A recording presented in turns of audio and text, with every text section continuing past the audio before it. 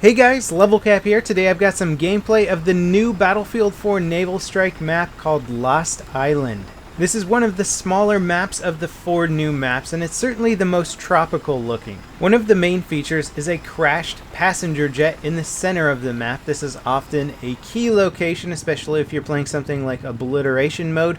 Oftentimes the bomb will spawn near this point, so there's going to be a lot of combat around it, and one of the main Levolution events is being able to destroy the plane to a certain extent to create some pretty good infantry cover. The angled wings allow for some cool stunts that you can do with either a hovercraft or even an ATV. If you look at the light colored part of the water, that water is actually shallow enough to take any wheeled vehicle through, so you can actually get around on an ATV just fine if hovercrafts aren't your thing.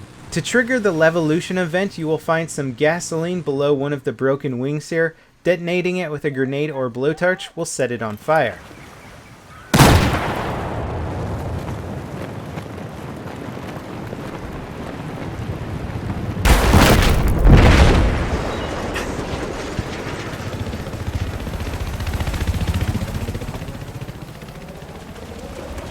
Once destroyed, the inside of the plane becomes accessible. There's an HVM that you can pick up, but more importantly, it acts as really good cover to some of the powerful vehicles in this map, like the attack boat. The attack boat does massive damage on this map, so any cover you can get is really going to help you out. Off to the side of this map is a really gorgeous looking waterfall, but it's not there just for visuals. Behind it is a capture point or an MCOM if you're playing obliteration game mode, and you can get vehicles behind there. You can get a scout helicopter in there, and it certainly offers for some really cool infantry firefights or even shooting rockets out from underneath the waterfall into boats that are coming in. As we look at the map from a bird's eye view, you'll notice that there are a lot of small islands and they are close together. This means that infantry can actually hop between islands fairly quickly. If you need to swim, it's not going to take you too long.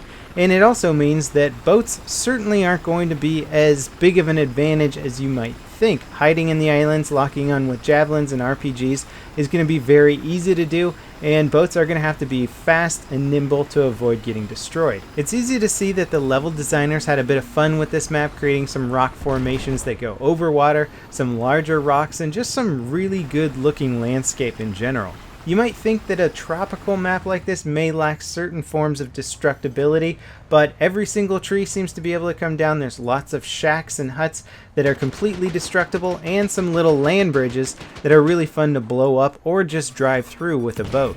If there's one map where the hovercraft is going to excel, it's certainly going to be Lost Island. There aren't a lot of big rock formations here, so you can pretty much just drive right out of the water, up on a land, and back into the water. You're going to be able to get around the map even faster than your average boat because you can just go over an island rather than around it. Now, there isn't a lot of infantry cover on this map, so you're literally going to have to get on one side of an island to take cover in many situations. There's also going to be a lot of firefights breaking out between the islands, so I recommend running with some long-range weaponry. Snipers are probably going to have a fun time on this map, and you're just going to set yourself up in a situation where you can take somebody out from one island to another. Something that surprised me with the vehicle loadout on this map is the presence of attack jets. I personally think they might be a little bit overkill for this map because it is so small and there isn't really a huge presence of vehicles. Ultimately, I think this map is going to be ruled by the infantry, and if you're a really skilled attack boat driver and you know how to keep yourself on the outskirts and not get yourself into too many dangerous situations, you can probably fare pretty well. That wraps it up for the first look at the Lost Island map. Be sure to check out the videos linked in the video description, as I have 3 other ones showing off the other maps in Naval Strike.